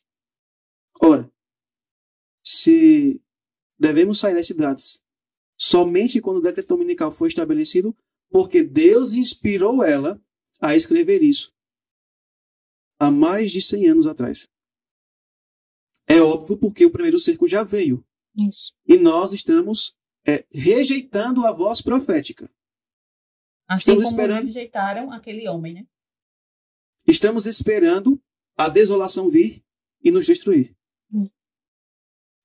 Eventos Finais, página 57, 1906, ela fala assim: o Senhor, não é Alan, não é esse podcast, e nem Ellen White, é o Senhor recomenda que seu povo fixe residência longe das cidades, Pois a hora em que não cuidais, fogo e enxofre cairão do céu sobre essas cidades. A sua punição será proporcional aos seus pecados. E falando sobre isso, olha o que Jesus fala. O mesmo acontecia nos dias de Ló. Comiam, bebiam, compravam, vendiam, plantavam e edificavam. Mas no dia em que Ló saiu de Sodoma, choveu do céu fogo e enxofre e destruiu a todos. Assim será no dia em que o Filho do Homem se manifestar. Ou seja, do mesmo modo como Sodoma e Gomorra e as cidades circunvizinhas que se contaminaram com a poluição moral e depravação dos sodomitas, daquele povo ali. A depravação moral era terrível. Do mesmo modo como choveu fogo sobre eles e os destruíram, Cristo profetizou que nas cidades ímpias, em todo o globo, elas serão atingidas com os juízos de Deus. Bolas de fogo e enxofre cairão do céu sobre essas cidades. E Cristo continua. Naquele dia, quem estiver no terraço e tiver os seus bens em casa, não desça para tirá-los. E de igual modo, quem estiver no campo, não volte para trás. Ou seja, sai da cidade, enquanto há tempo, porque quando os meus juízos começarem a serem derramados sobre as cidades, se você estiver lá, você será atingido. Então, a citação dela, nesse livro Eventos Finais, uma visão mostrada a ela, que no momento em que começa a cair esse fogo, né, bolas de fogo, né, ninguém sabe explicar o que deve ser isso, mas que vai ser terrível, né? As pessoas vão dizer assim, eu sabia que isso ia acontecer, ou seja, ouviram, leram, né? Foram advertidos, né? Foram advertidos, mas não imaginava que iria acontecer tão rápido. Então, veja, elas sabiam da informação e elas atribuem essa questão de que não seria tão rápido assim a alguns que sabiam, que a visão continua dizendo que elas se revoltam, se enfurecem com alguns que sabiam que seria muito rápido e dizem assim, vocês sabiam que seria assim tão rápido e não nos avisaram. Né? Então, pessoas hoje sabem que essas coisas vão acontecer, mas ficam dizendo, não, mas não é agora, tal. Ou então elas vai demorar muito ainda, né? Sabem desses acontecimentos, mas por influências de outros que ainda estão aqui retardando a saída também e incentivando ela, influenciando, não saiam, né? Aí vai acontecer isso também. E não eles dizem assim, né? Tem muitos acontecimentos proféticos que ainda vão ter que acontecer e ficam postergando a saída. Uhum. E é interessante que tem um detalhe, porque nós sabemos que a profecia nos ensina que quando Cristo sai do santuário, que a porta da graça se fechar, vai cair as 7 últimas pragas, serão derramadas sobre os habitantes da terra, os que receberam a marca da besta.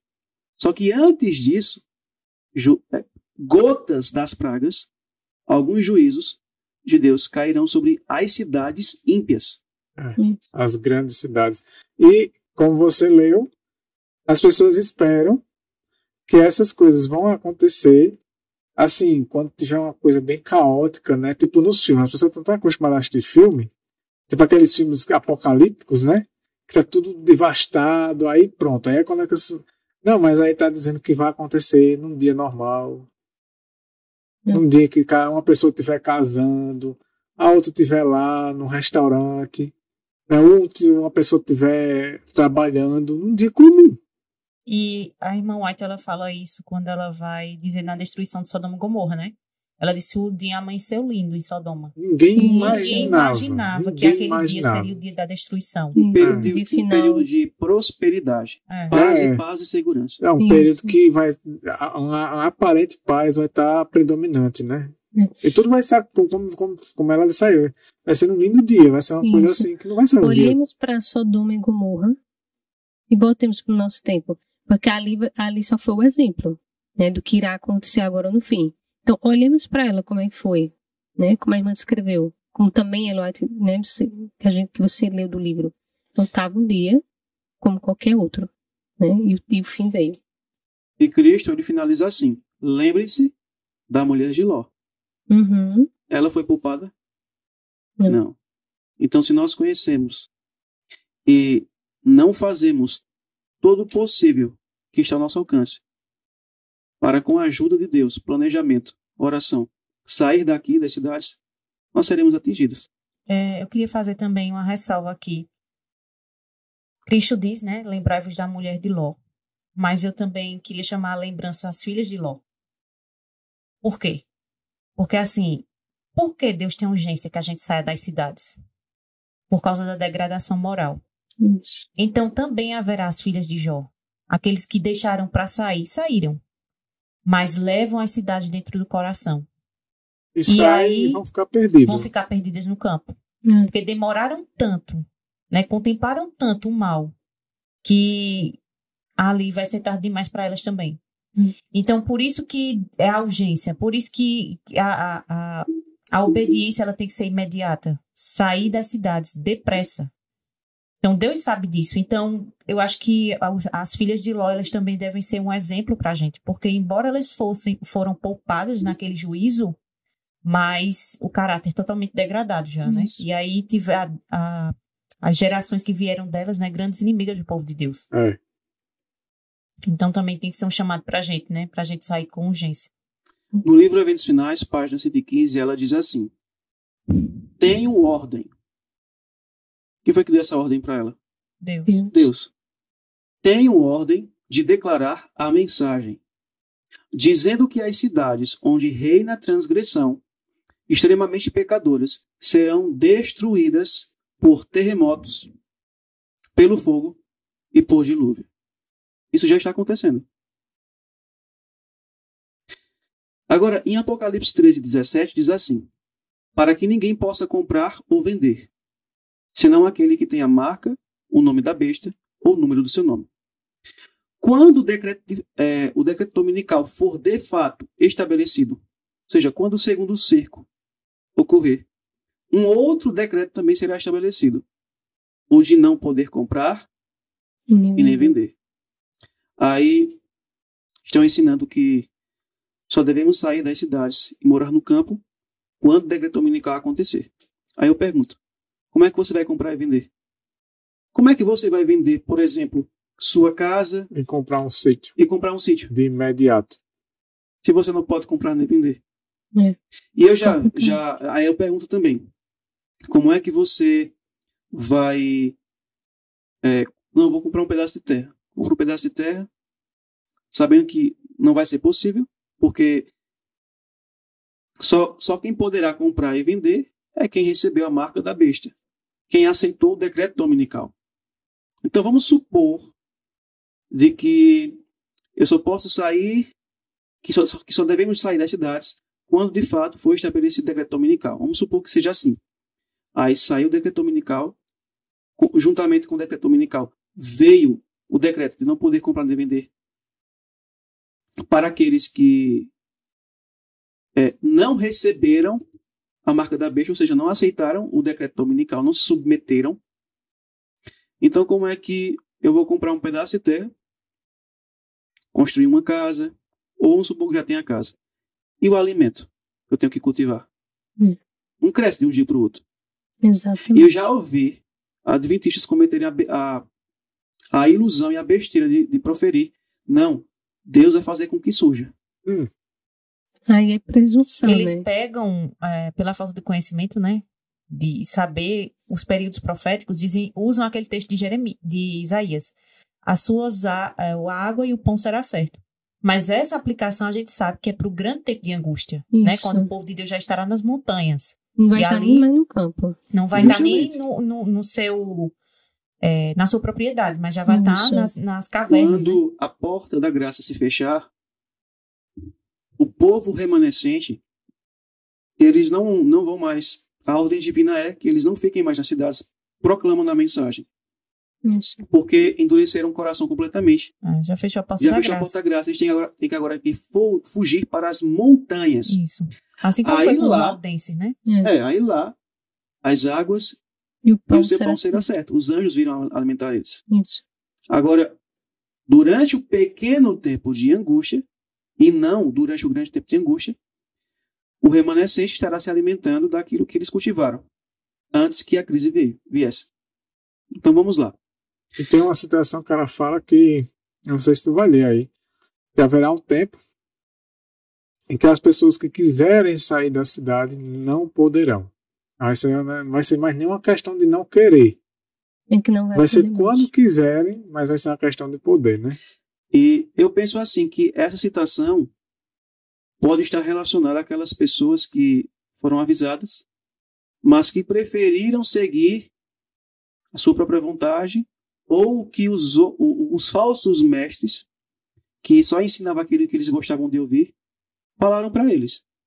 Aí quando eles verem os acontecimentos ocorrendo, eles vão querer. Eu pergunto a vocês, no segundo cerco, no ano 70, quando começou ali a destruição, os soldados romanos invadindo Jerusalém, será que os judeus não queriam sair dali vivos, livres? Com certeza. É claro que sim. E muitos tentaram, né? Mas não conseguiram. Justamente, mas puderam? Não. E fora a questão da fome, né?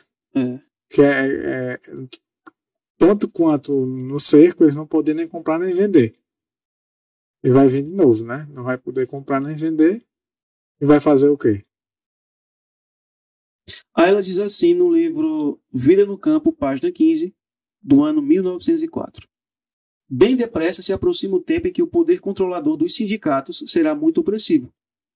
Repetidas vezes tem o Senhor dado instruções de que nosso povo deve tirar suas famílias das cidades para o campo, onde poderão cultivar seu próprio mantimento, pois no futuro o problema de comprar e vender será bem sério.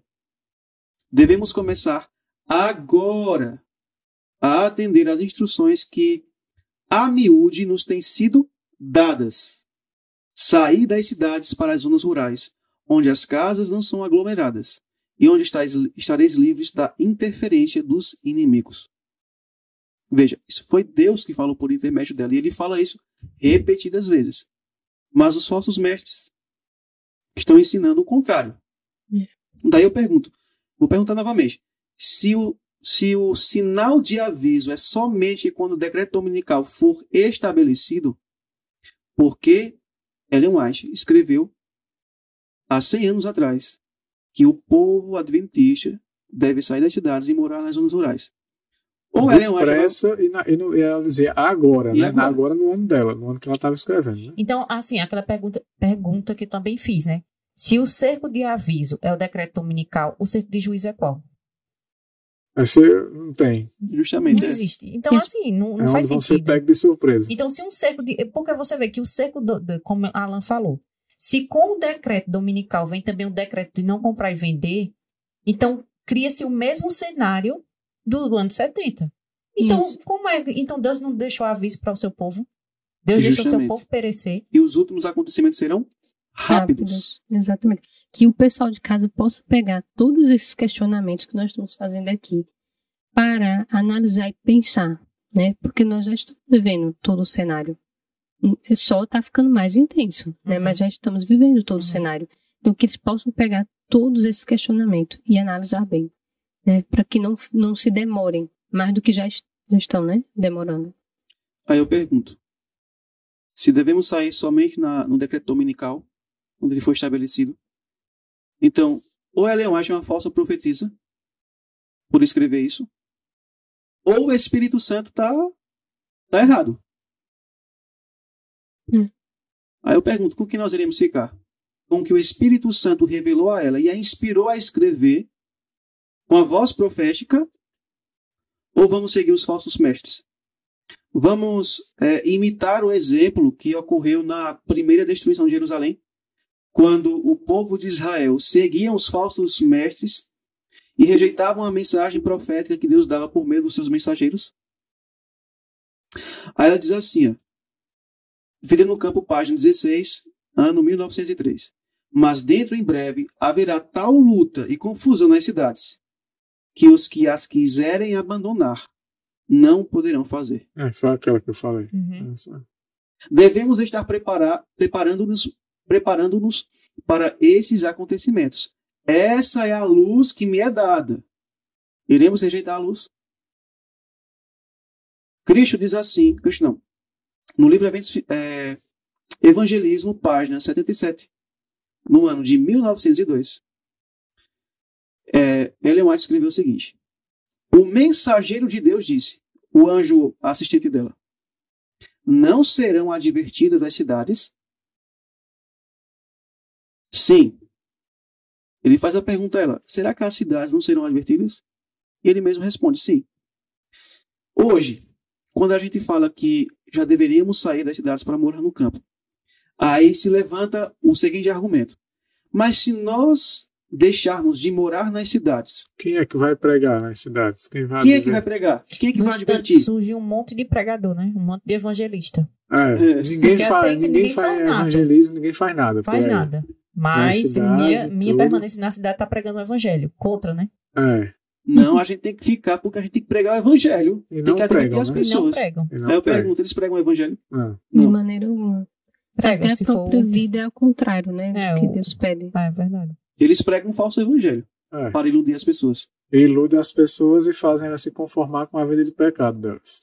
Aí Deus, já sabendo disso, aí veja o que o mensageiro falou para Ellen White. O mensageiro de Deus disse, não serão advertidas as cidades, sim, não por morar nelas o povo de Deus, mas visitando-as, a fim de adverti-las do que está para sobrevir à terra. Igual fazia Enoque.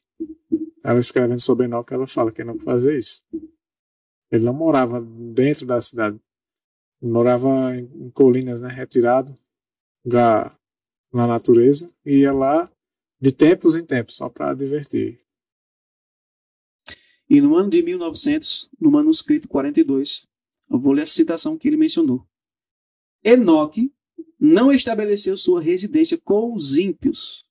Não foi morar em Sodoma pensando em salvar Sodoma. É o que muitos que recusam essa mensagem ficam argumentando, né? Não, a gente precisa estar presa para evangelizar um presídio. A pessoa faz essa pergunta, né? Então tá bom. Então vamos morar no presídio para poder evangelizar os presídios. É a única maneira. Já que se for pensar assim, né? Quer dizer que para evangelizar a cidade tem que morar nela. Não faz sentido nenhum. Aí ela continua. Colocou a si mesmo e sua família onde a atmosfera seria a mais pura possível. De vez em quando, então, dirigia-se aos habitantes do mundo com uma mensagem dada por Deus. Cada visita que fazia ao mundo lhe era penosa. Ele via e compreendia algo sobre a lepra do pecado. Depois de proclamar sua mensagem, sempre levava de volta consigo ao seu lugar de retiro uns poucos que aceitavam a advertência. Esse é o método de Deus para nós hoje. Alguns desses se tornaram vencedores e morreram antes de vir o dilúvio. Alguns, no entanto, haviam vivido tanto tempo em meio à influência, corruptura do pecado, que não podiam suportar a justiça. Aí ela diz assim, no livro Vida no Campo, página 30, do ano de 1897. Estamos chegando no final do estudo. O mundo protestante erigiu um sábado idólatra. Essa expressão sábado idólatra, ou como ela também utiliza sábado espúrio, é uma referência ao domingo, o falso dia de repouso. O mundo protestante erigiu um sábado idólatra no lugar em que devia estar o sábado do Senhor, e está andando nas pisadas do papismo. Por essa razão, vejo a necessidade de o povo de Deus se mudar das cidades para campos retirados, onde possam cultivar a terra e produzir sua própria provisão. Assim poderão criar os filhos com hábitos simples e salutares.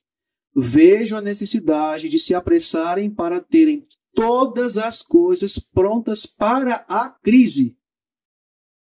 Ou seja, nós temos que sair hoje das cidades para o campo, a fim, um dos objetivos, né, de cultivar o nosso próprio alimento, porque também sairá um decreto dizendo que nós seremos proibidos de comprar e vender.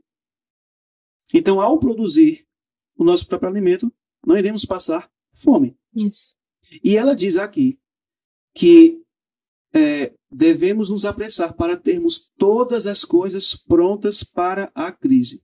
Ela não diz que nós temos que nos preparar quando a crise vier, mas sim antes. Então, para finalizar, por quais motivos devemos deixar as cidades e irmos morar no campo?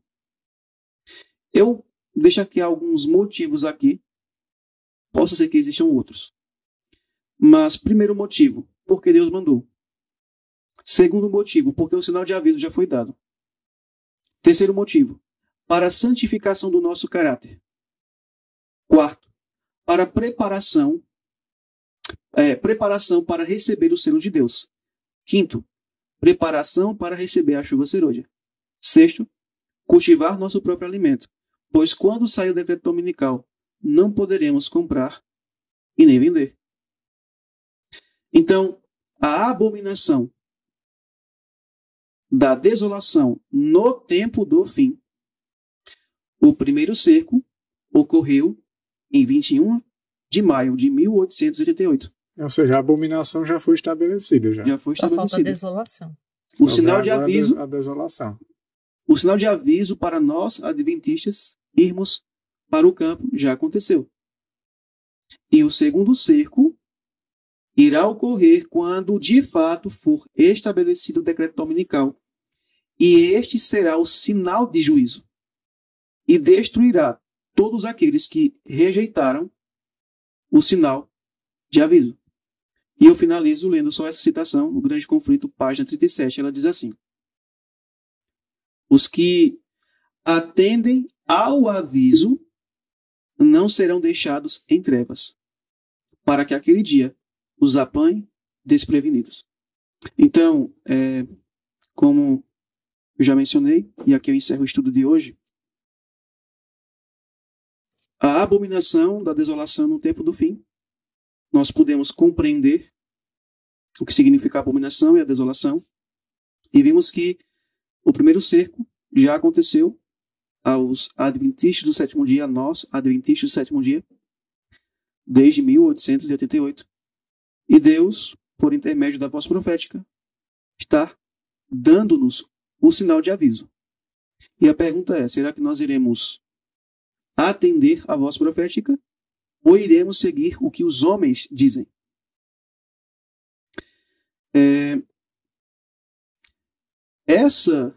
Esse estudo que eu elaborei, eu conheci isso aqui, eu fui batizado no ano de 2011, 6 de fevereiro de 2011. Aí, se eu não estiver equivocado, foi no ano de 2012 ou foi 2013, que eu entrei em contato com uma mensagem pregada por um pastor adventista chamado Rubens Molina. O título é La Abominación Desoladora. É em espanhol que ele prega, mas dá para entender tudo o que ele fala. E ele apresentou justamente esse estudo aqui, ele apresentou no sermão dele. Dá mais ou menos 1 hora. Então, eu recomendo para os que estão nos assistindo que depois pesquise.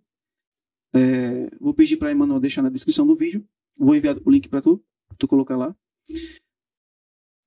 O sermão La Abominación Desoladora, com o pastor Rubens Molina, aonde ele fala exatamente o assunto, o conteúdo que está nesse estudo que eu apresentei nesse podcast. Então, quem quiser assistir para poder ver que não é algo que eu inventei, mas de que eu aprendi há muitos anos atrás. E quando eu era recém-batizado, né, quando a gente apresentou a alguns irmãos, eles disseram que não era assim não. Que só era no decreto dominical que deveríamos sair das cidades. Então nós chegamos agora a mais um final de um podcast. Esperamos em Deus que vocês tenham gostado desse conteúdo, muito interessante, né? Até para a gente mesmo rever outra vez, porque esse é um assunto que a gente já tinha estudado e agora rever ele mais uma vez impactante, não deixa de ser, né? Porque a gente também fica pensativos com relação a esse assunto, a esse tema, A gente também ainda se encontra na cidade, a gente fica temeroso com relação a isso, mas confiantes em Deus e orando para que Deus possa abrir uma porta para cada um de nós. E esse é para despertar mesmo. Um assunto como esse é para despertar e fazer a gente, assim, abrir a nossa mente para a realidade. Então, esperamos em Deus que vocês tenham gostado, que vocês possam compartilhar esse assunto, porque outras pessoas também precisam se atentar a esse tipo de tema, a esse tipo de assunto, para também se preparar. A gente deixa aqui também o livrinho, eu indico aqui o livrinho Vida no Campo, que é vendido pela Casa Publicadora Brasileira, que vocês possam adquirir, ler ele com bastante atenção, porque eles também têm muita orientação divina ali, de como é que você deve fazer a sua saída da cidade para o campo. Então a gente orienta para que você também possa ler ele junto com a Bíblia e buscando o Espírito Santo de Deus para que tudo possa ser feito da melhor forma possível e da forma correta, como Deus orienta. Que Deus abençoe. Deus pede para que seja feito algo, a saída seja algo imediata. Isso. Mas tem que ser planejada. Com oração. Isso. E sempre seguindo as orientações que ele deixou por intermédio do Espírito Profecia, né? Isso. Contido no livro Vida no Campo. Isso. Foi muito bom você citar isso. Então, que Deus possa abençoar cada um de vocês. Não posso também encerrar sem mais uma vez falar do nosso livro, né? Dos livrinhos aqui da editora Missionário. É o livro Cristo Anticristo, o livreto Perfeição Cristã e o livreto Reuniões das Nações. Se for do seu interesse e desejo em seu coração de adquiri-los, vai ficar um número na descrição do vídeo para que você possa entrar em contato e adquirir o seu, tá bom? Que Deus abençoe muito a todos vocês e até breve, até o próximo podcast, se Deus quiser. Até mais.